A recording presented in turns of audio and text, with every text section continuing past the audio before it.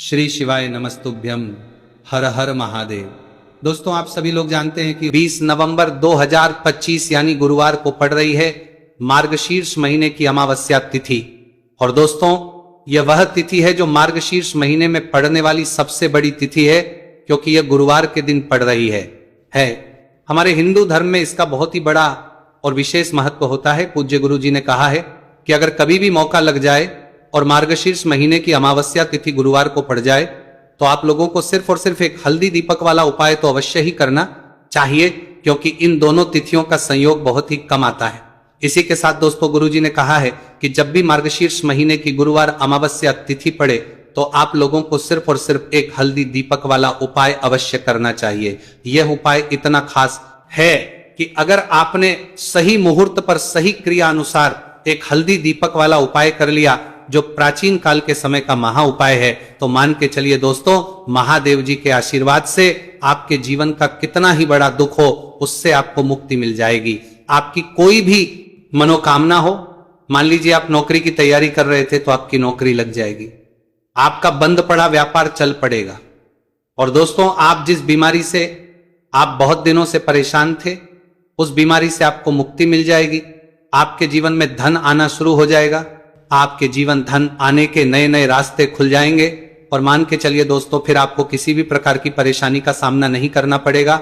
इसीलिए दोस्तों, 20 नवंबर गुरुवार अमावस्या तिथि के दिन आप लोगों को इस वाले उपाय को जरूर कर लेना है। भले ही आपने पूरे साल भर इस उपाय को ना किया हो, पर अगर आपने इस मार्गशीर्ष महीने में पड़ने वाली अमावस्या तिथि के दिन अगर इस वाले उपाय को कर लिया तो आपको इस उपाय को करने का वह फल मिलेगा जिसकी आपने कभी कल्पना भी नहीं करी होगी। इसीलिए इस हल्दी दीपक वाले उपाय को एक बार जरूर कर लेना, ताकि आप लोगों के हाथ से यह मौका ना जा सके और आपको इस उपाय को करने का फल मिल सके। दोस्तों, यह उपाय पंडित जी ने अपनी अभी की ही शिव महापुराण की कथा में बताया है, जो इस उपाय को आज हम आपको बहुत अच्छे से समझाने वाले हैं। इस वीडियो को देखने के बाद इस उपाय को समझने के लिए आपको कोई और वीडियो को देखने की जरूरत नहीं पड़ेगी। तो दोस्तों, इस उपाय को आपको कैसे करना है, कब करना है, कहां पर करना है, और उपाय को करते समय आपको किन किन गलतियों को नहीं करना है और आपको किन किन बातों का ध्यान रखना है, ये सारी जानकारी हम आपको इस वीडियो में देंगे। तो चलिए भक्तों, उपायों को शुरू करते। अगर आप भी चाहते हैं कि महादेव जी का आशीर्वाद आप पर सदैव बना रहे, तो वीडियो को लाइक करें, चैनल को सब्सक्राइब करें और कमेंट बॉक्स में हर हर महादेव जरूर लिखें। और अपने फायदे के लिए, गरीबी दूर करने के लिए इसे वीडियो को पूरा देखकर जाना। यदि आज आपने वीडियो को बीच बीच में से देखा, काट काट कर देखा, तो जीवन में आपको कभी सफलता हासिल भी नहीं होगी। देखिए दोस्तों, ये 20 नवंबर गुरुवार अमावस्या तिथि का दिन ये इतना खास होता है, इतना महत्वपूर्ण होता है। देखा गया है कभी कभी बड़े बड़े पूजा पाठ अनुष्ठान से जो मनोकामना पूर्ण नहीं होते, वो 20 नवंबर के दिन एक छोटे से उपाय करने से ही आपकी मनोकामना पूर्ण हो जाती है। अब हम समझते हैं इस वाले उपाय को हमें करना किस समय है। इस एक हल्दी दीपक वाले उपाय को हमें इस अमावस्या तिथि के दिन करना किस समय है।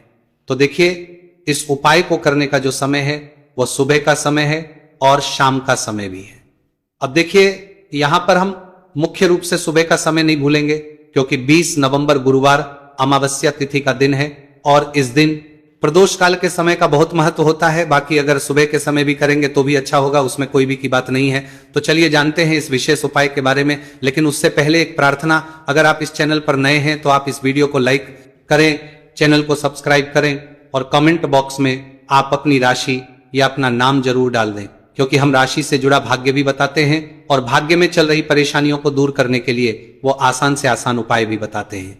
तो चलिए अब हम अपने सबसे पहले उपाय की बात कर लेते हैं। देखिए, मार्गशीर्ष मास के दिनों में विशेषकर भगवान शिव और माता पार्वती और विष्णु भगवान का पूजन किया जाता है। अब साथ ही साथ गुरुवार अमावस्या तिथि का दिन भी पड़ गया है, तो ऐसा समझ लीजिए आपके जीवन में धन भी आएगा, सुख भी आएगा, धन बढ़ेगा भी, और साथ ही साथ आपके जीवन के सारे संकटों को भगवान शिव जी दूर कर देंगे। तो चलिए सबसे पहले बात कर लेते हैं सबसे पहले उपाय की, जो कि अमावस्या तिथि वाले दिन आपको विशेष कर करना है। और इस उपाय को करने से आपकी कोई भी ऐसी इच्छा, कोई भी विश जो अभी तक अधूरी है, पूरी नहीं हो रही है, तो आपकी बड़ी से बड़ी विश और मनोकामना भी पूरी हो जाती है।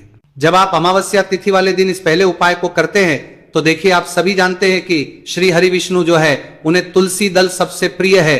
बिना तुलसी माता के श्री हरि विष्णु अधूरे हैं और बिना तुलसी पत्तों के श्री हरि विष्णु का भोग अधूरा है। अब श्री हरि विष्णु को प्रसन्न करके आप अपनी किसी भी मनोकामना को पूरा कर सकते हैं, क्योंकि श्री हरि विष्णु प्रसन्न हो गए तो आपकी कोई भी विश और इच्छा मनोकामना अधूरी नहीं रहेंगी। तो आपको तुलसी के 5 पत्ते लेने हैं। अब ये 5 तुलसी के पत्ते जो आपने लिए हैं, ये 5 तुलसी के पत्ते आपको श्री हरि विष्णु को करने, अपने घर के मंदिर में ही ठीक है, ऐसा आपको करना है। आपके घर में श्री हरि विष्णु की कोई मूर्ति है, प्रतिमा है, वहां पर ये 5 तुलसी के पत्ते आप रखें और साथ ही साथ एक देसी घी का दीपक गोल बाती का आपको लगाना है और ओम नमो भगवते वासुदेवाय नमः इस मंत्र का आपको 11 बार जप करना है।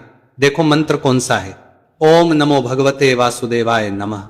और फिर श्री हरि विष्णु से अपनी विश, अपनी इच्छा, अपनी मनोकामना कह देना और फिर देखना आपकी विश और इच्छा, जो भी आपकी मनोकामना है, जो भी अपने जीवन में आपको अगर निर्धनता बहुत है, आप अपने घर से गरीबी को दूर करना चाहते हैं, या फिर धन आपका बढ़ता नहीं है, आप चाहते हैं कि आपका धन बढ़े, या फिर आपके घर में फिजूल खर्ची बहुत होती है, पैसा आपके पास नहीं रुकता है, आप चाहते हैं कि पैसा आपके पास रुके, या फिर घर में कोई व्यक्ति ऐसा है जो बहुत बीमार रहता है, या फिर किसी का विवाह नहीं हो पा रहा है, तो जो भी आपकी इच्छा है, जो भी आपके विश है, बस एक बार श्री हरि विष्णु से कह देना। क्योंकि अमावस्या तिथि भी इस दिन है, साथ ही साथ साल का सबसे बड़ा दिन है। यह दिन इतना उत्तम है कि जो आप श्री हरि विष्णु से मांग लेंगे, जो उनसे कह देंगे, वो आपकी विश, आपकी मनोकामना को बहुत जल्दी पूरा कर देंगे। तो ये पहला उपाय है। चलिए बात करते हैं दूसरे उपाय की। देखो, यदि आपके जीवन में आर्थिक संकट बहुत अधिक हो रहे हैं, धन की समस्या लगातार जीवन में बनी हुई है, एक एक रुपयों को प्राप्त करने के लिए आपको बहुत अधिक मेहनत कर रहे हैं, तो आज रात्रि में सोने से पहले आप 11 चावल के दाने वाले उपाय को कर सकता है। चाहे फिर वो पुरुष ही क्यों ना हो, उसमें कोई भी दिक्कत वाली बात नहीं है। अब दोस्तों, इस 11 चावल के दाने वाले उपाय को हमें करना कहां पर है? हमें इसे शिव जी के मंदिर में जाकर करना है। बहुत सारे लोग प्रश्न करते हैं उपाय को करते समय, क्या हम इस उपाय को घर पर कर सकते हैं? तो इस वाले उपाय को आप घर पर नहीं कर सकते हो। इस वाले उपाय को करने के लिए आपको शिव जी के मंदिर ही जाना पड़ेगा। उसके बाद में दोस्तों जो अगला प्रश्न निकल कर आता है, वो ये आता है इस उपाय को लेकर कि आखिर इस उपाय को हमें किस समय करना है, सुबह के समय करना है कि शाम के समय करना है? तो देखो, इस वाले उपाय को आप लोग सुबह के समय भी कर सकते हो और शाम के समय प्रदोष काल में भी कर सकते हो।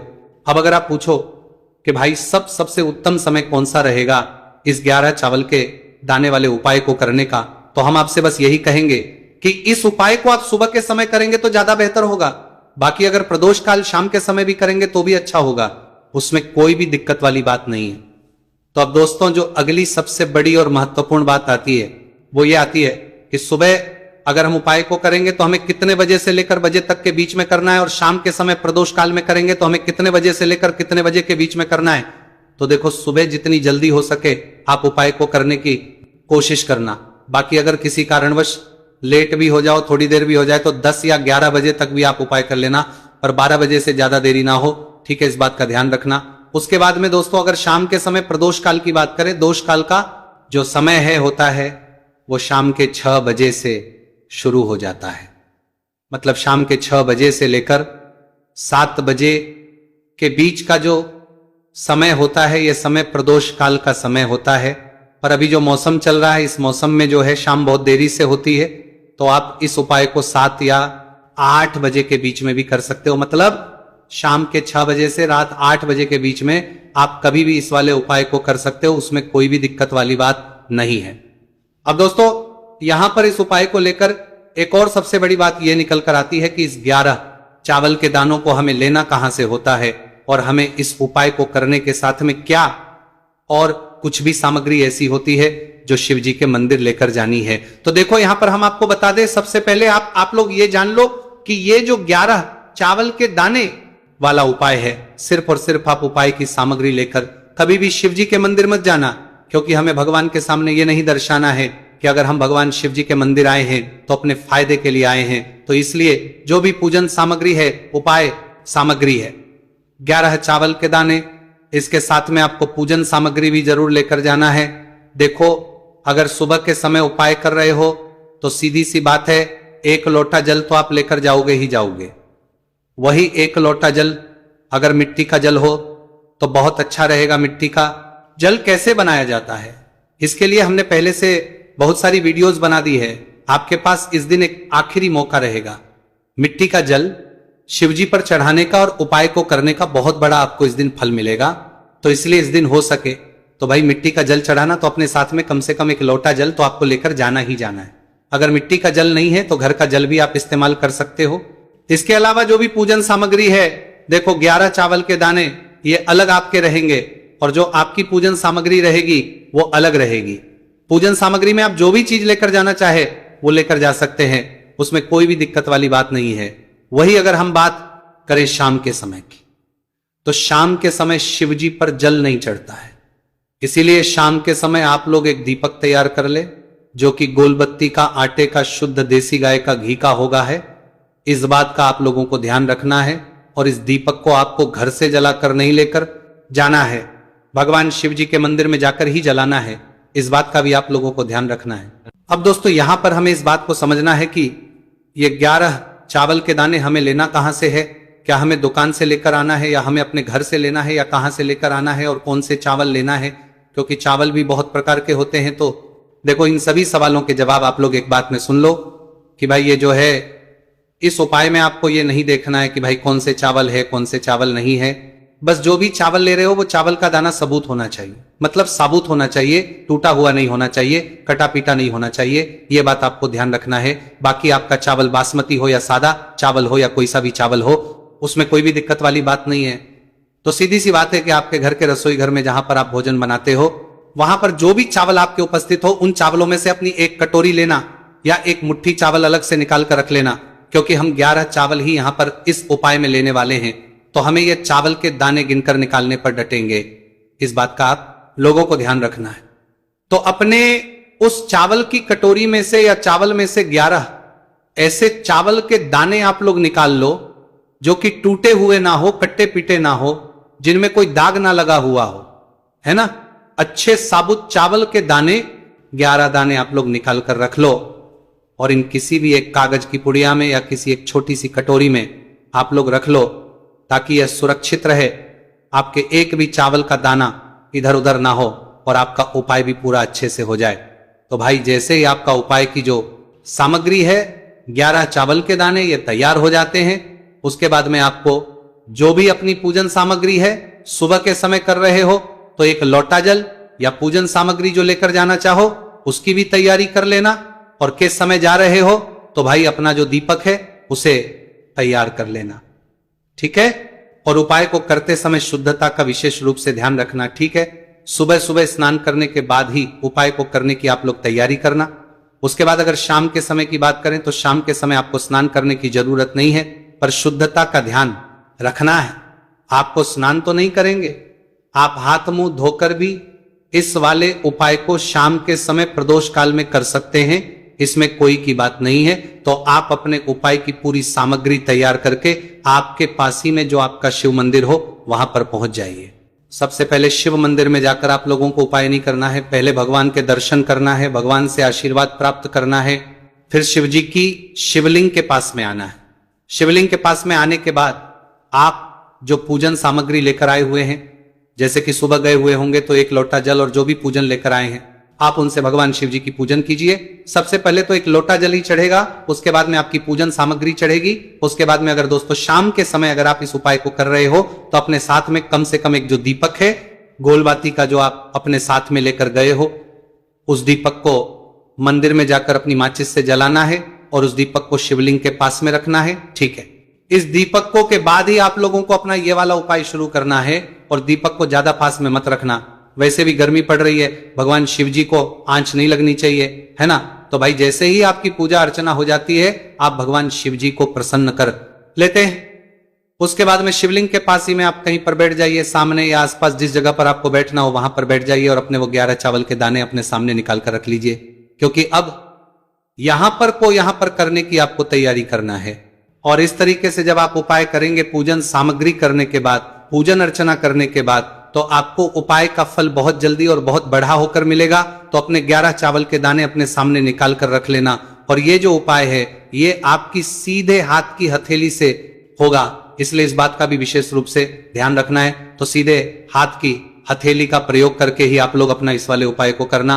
अपने सामने जो भी आपकी कागज की पुड्डियां हैं उसको रख लो, या कटोरी है तो भाई उसे अपने सामने रख लो और अपने वो 11 चावल के दाने निकाल लो।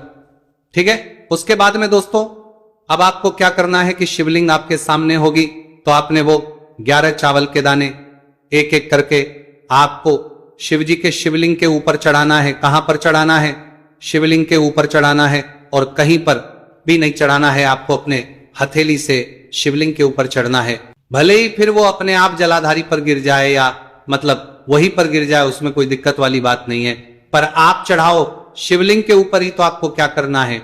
अपना पहला चावल उठाना है, श्री शिवाय नमस्तुभयम बोलना है और शिवलिंग पर चढ़ा देना है। इसी तरीके से दूसरा चावल का दाना उठा है, शिवलिंग पर चढ़ाना है और मंत्र बोल देना है, और फिर तीसरा चावल का दाना उठाना है, श्री शिवाय नमस्तुभयम बोलना है और चढ़ा देना है। इसी प्रकार से आपको पूरे 11 चावल के दाने एक एक करके शिवजी के शिवलिंग के ऊपर चढ़ाना है और भगवान से प्रार्थना करते जाना है। मतलब प्रार्थना तो आपको आखिरी में करना है, पर हर एक के दाने को चढ़ाते समय श्री शिवाय नमस्तु भयम जरूर बोलना है। उसके बाद ही में ये चावल का दाना शिवलिंग के ऊपर आपको चढ़ाना है। जैसे ही आपके 11 चावल के दाने शिवलिंग के ऊपर जाते हैं, तो भाई उसके बाद में आपको क्या करना है? भगवान से अपनी मनोकामना बोलना है। मनोकामना भी कब बोलना है? जब आपका 11 चावल का दाना आपके सीधे हाथ की हथेली में हो और आप उसे चढ़ाने के लिए जा रहे हो, श्री शिवाय नमस्तु भयम बोलकर उस आखिरी चावल के उस शिवलिंग के ऊपर चढ़ा देना और भगवान से फिर अपनी वह मनोकामना बोल देना। जिस मनोकामना के लिए आप लोग अपना ये वाला उपाय कर रहे हो, जिस भी दुख और परेशानी के लिए आप लोग अपना ये वाला उपाय कर रहे हो, उसके बाद में जैसे ही आप अपनी मनोकामना बोल देते हो, आपका ये वाला उपाय पूरा हो जाता है। पर दोस्तों उपाय को करने के बाद आप लोगों को 2 मिनट भगवान शिव जी के मंत्र का जाप जरूर करना है, और मंत्र का जाप करने के बाद भगवान एक और बार प्रार्थना करना है अपनी मनोकामना के लिए या अपनी जो भी दुख और परेशानी है उसके लिए।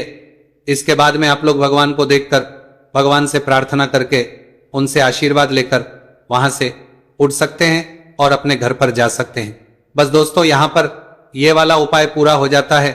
इस तरीके से जो भी व्यक्ति छोटी छोटी चीजों का ध्यान रखते हुए इस 11 चावल के दाने वाले उपाय को करेगा, निश्चित सी बात उसे उसकी मनोकामना जल्द ही पूर्ण होगी, और जो भी दुख और परेशानी है वो भी बहुत ही जल्दी दूर होंगे। और दोस्तों अगर आपको हमारी ये वीडियो पसंद आई हो तो हमारे इस वीडियो को लाइक और चैनल को सब्सक्राइब जरूर करें। हर हर महादेव, ओम नमः शिवाय।